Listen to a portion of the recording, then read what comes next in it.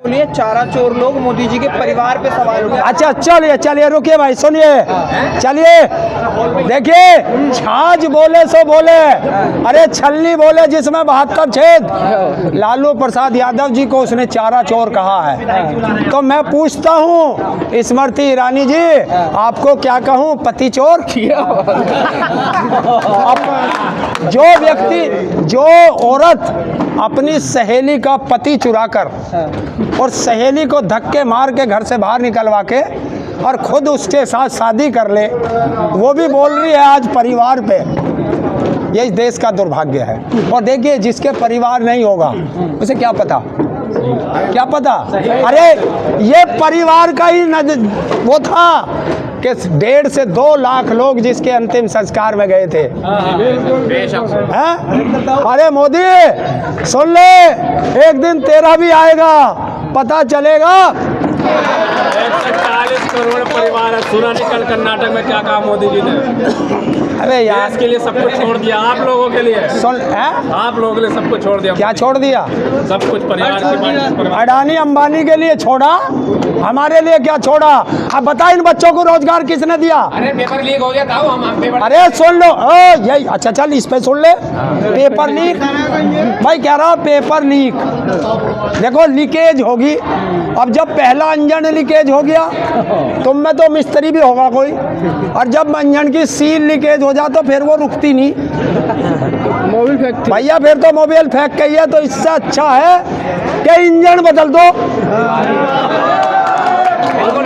Engine बदल दो, leakage बंद। धन्यवाद की बात करते हैं, पूरा पोस्टर लग रहा है कि हम भी परिवार है मोदी जी के। किसका? मोदी जी का हम भी परिवार है, आप भी परिवार। 140। मणिपुर की बेटियां भी इसका परिवार थी, उनको क्या नहीं बोलता? वहाँ बोलो वाह।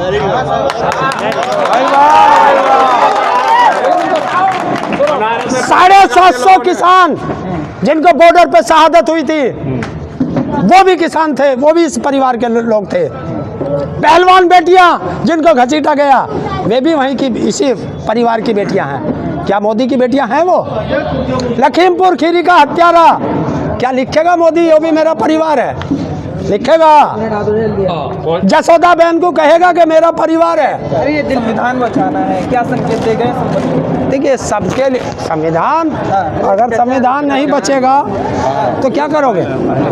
इस संविधान की बदौलत ही तो हम आज यहाँ बोल रहे हैं, इस संविधान की बदौलत ही तो अखिलेश जी बोल के गए हैं। अगर ये संविधान खत्म हो गया तो समझ लो इस देश में तानाशाह का राज आ जाएगा। और तानाशाह का राज आप उसमें किताबों में पढ़ते होगे, और अगर नहीं पढ़ा तो मैं आज बता देता हूँ, कभी मोबाइल में पुरानी पिक्चर देख लेना, और जो पुरानी पिक्चरों में राजा महाराजा आम जनता के साथ करते थे, नहीं याद है तो मुगले आजम देख लेना, नहीं याद है तो वो एक वो उसकी थी मदर इंडिया, मदर इंडिया देख लेना। और मदर इंडिया में जब उसके एक बैल भी नहीं रहा था तो कैसे जुतते थे, तो वही जुतने का नंबर बैल उसमें वो 400 पार का नारा जो है वो हैवी पड़ रहा है। अरे बता दूं, आज देश का प्रधानमंत्री वहाँ है जम्मू कश्मीर में, उस स्टेडियम की कैपेसिटी है 18,000 सीट की, और अगर उसमें जहाँ बच्चे खेलते हैं वहाँ भी अगर तुम आदमी खड़े करोगे तो 10,000, भेड़ बकरी की तरफ 2,000 और भर दोगे तो 30,000। और वहाँ के महामूर्ख जम्मू कश्मीर के बीजेपी के प्रदेश अध्यक्ष कह रहे हैं कि 2 लाख की भीड़ आएगी, जहाँ कैपेसिटी केवल जानवरों की तरह भरने पर 30,000 है, तो वहाँ 2 लाख कैसे आ जाएगी? इसी तरह तुम्हारा मूर्ख बनाया जा रहा है। और ये जो दलाल मीडिया है ना, वो कहेगी कि देखो 2 करोड़ 2 लाख की भीड़ आ गई, ऐसे ही तुम 400 पार जा रहे हो। अरे जिसकी 400 पार हो वो छोटे छोटे दलों को तोड़ेगा, ईडी सीबीआई तुम्हारे घर भेजेगा, वो तो आराम से घर लौटेगा, सोएगा। तो समझ लो तुम 400 पार छोड़ दो, दावा है मेरा, एक साथ रहना, किसी के बहकावे में मत आना। 200 पार बीजेपी हो नहीं सकती। यूपी है, बुलडोजर चल जाएगा, चीखोगे ऐसे। किसका आपके घर पे औकात नहीं कोई मेरे बुलडोजर चला दे। डर नहीं लगता आपको? किसको? अरे जो डर गया समझो मर गया। कम होते जा रहे हैं नए इंजन के भी, आप जो कह रहे हो जो इंजन लाना है, छोड़ छोड़ के जा रहे हैं सब। कौन जा रहा? कौन नहीं जा रहा? अभी 7 गए हैं। देखिए इस हिंदुस्तान का एक नियम था पहले, जब भैंस बिकती थी तो लवारा साथ जाता था। अब नियम आ गया है कि भैंस बिक सकती है, लवारे नहीं बिकते। सवाल ये है कि मणिपुर में राहुल गांधी तो जाते हैं, लेकिन हरिद्वार में हल्द्वानी में मदरसा गिराया जाता है, मुसलमान कितने मारे जाते हैं, वहाँ पर ना अखिलेश यादव जाते हैं ना राहुल गांधी जाते हैं। अच्छा एक चीज़ बताओ, मैं भी चला जाऊं? चल मैं भी चल रहा तेरे साथ, मेरे हाथ में है क्या पावर? तुम्हारे हाथ में पावर है। और सुन, आज मैं एक ही चीज पूछता हूँ आप लोगों से, यही तो तुम लोगों में कमी है। जब तुम साबुन खरीदने जाते हो, दुकानदार से कहते हो 5 की जगह 4 लगा ले, 3 लगा ले, 2 लगा ले। नमक खरीदने जाते हो, उसका रेट करते हो। सारी चीज जब बच्चों की फीस देने जाओ वहाँ रेट करो क्या? हैं? जब ये तुम्हारे घर सांसद विधायक आते हैं, पूछते हो कि 5 साल तूने क्या किया? पूछते हो इनसे? उससे पूछ रहे हो जो हमसे 200 किलोमीटर 300 किलोमीटर दूर बैठा।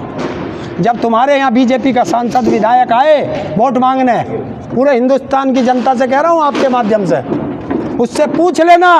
और ऐसे मत पूछना, उसका कॉलर पकड़ना यहाँ से, क्योंकि वो तुम्हारा नौकर है, तुम उसके नौकर नहीं हो। तुम्हारे टैक्स के पैसे से तनख्वाह लेता है, तुम्हारे टैक्स के पैसे से ऐशो आराम करता है, तो उसका कॉलर पकड़ के पूछना, अरे ओ नौकर, 5 साल में बता तूने हमारी सड़कें कैसी बनाई, हमारे बच्चों के लिए शिक्षा में तूने क्या किया, हमारे यहाँ बता तूने स्कूल कितने बनाए। तो पता वो क्या कहेगा?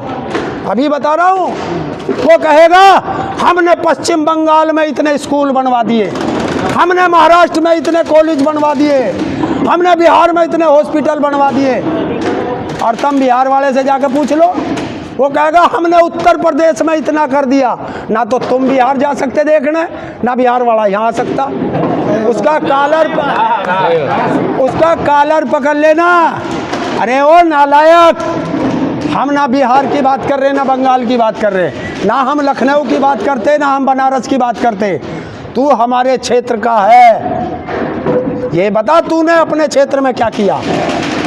और जब वोट देना, जब तो हम भी और आप भी सब बिक जाते हैं, मेरी बिरादरी का, मेरा रिश्तेदार है, मेरे मामा का, मेरी फूफी का है, और 500 रुपये घर आ गया और एक दारू की बोतल आ गई, थोड़ी सी मिठाई का डिब्बा आ गया और हम वोट दिया है। और 5 साल फिर जो है हमारा कॉलर पकड़ो। लास्ट सवाल है, पिछली बार आया था कि भैया महंगाई खत्म करेंगे, ये सब खत्म करेंगे, इस बार की सब परिवार मेरा है, इसको कैसे टक्कर दो? अरे ऐसी की तैसी में गया परिवार, उससे सिर्फ ये पूछना कि 2 करोड़ रोजगार का क्या हुआ, हर परिवार के सर पे छत होगी उसका क्या हुआ, महंगाई का क्या हुआ, शिक्षा का क्या हुआ, स्वास्थ्य का क्या हुआ। ये तो तुम जैसों का बेवकूफ़ बनाना, मुद्दों से ध्यान भटकाना, और तुम हमें उसी में लगा रहे हो। हम ना आने के, अब के तो एक आसाराम के छोटे भाई झासाराम का कॉलर पकड़ेगा ताऊ।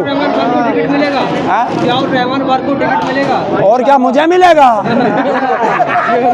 और क्या मुझे मिलेगा? अरे सुन ले,